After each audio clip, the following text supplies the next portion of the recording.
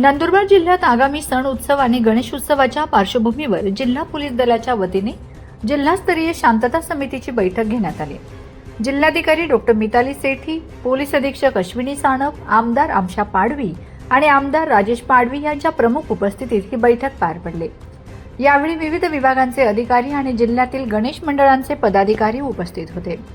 गणेश उत्सव काळात कायदा आणि सुव्यवस्था अबाधित ठेवण्यासाठी सुरक्षा व्यवस्था, वाहतूक नियोजन, मिरवणुकीचे मार्ग, सीसीटीव्ही देखरेख आणि ध्वनी प्रदूषणाच्या नियमांबाबत सविस्तर चर्चा करण्यात आली।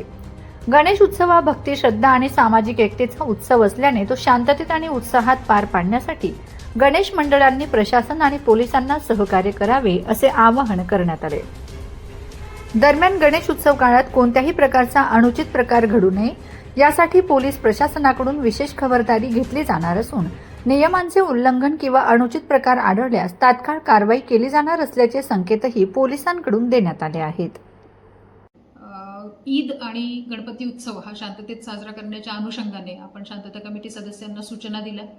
याच्या आधी नंदुरबार शहर आणि शहादा शहर या ठिकाणच्या गणपती मंडळाच्या मीटिंग आपण घेतलेल्या आहेत आणि गणपती मंडळांनाही आपण हा सण शांततेमध्ये साजरा करण्याच्या दृष्टिकोनातून मार्गदर्शन केलेलं आहे, त्यांना सूचना दिलेल्या आहेत। त्याचबरोबर ईदच्या अनुषंगाने देखील इथे SP ऑफिसला आपण मीटिंग घेतलेली आहे आणि मुस्लिम बांधवांना शांततेच्या वातावरणामध्ये ईदचा जुलूस काढण्याबाबत आणि ईद शांततेत साजरी करण्याबाबत आपण सूचना दिलेल्या आहेत।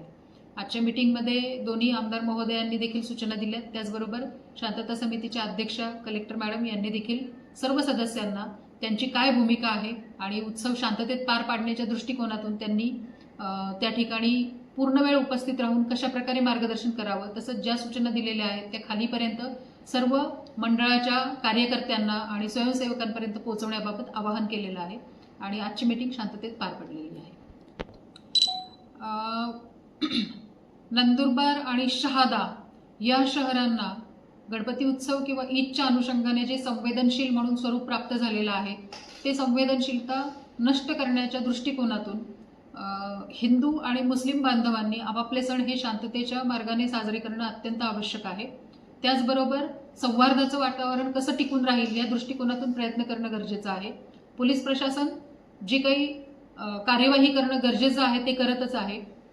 विशेषतः सोशल मीडियाच्या माध्यमातून ज्या काही आक्षेपार्ह पोस्ट किंवा आक्षेपार्ह मजकूर प्रसारित केला जातो तर त्या अनुषंगाने आपले जे सोशल मीडिया मॉनिटरिंग सेल आहे त्यांचं कंटिन्युअस लक्ष आहे।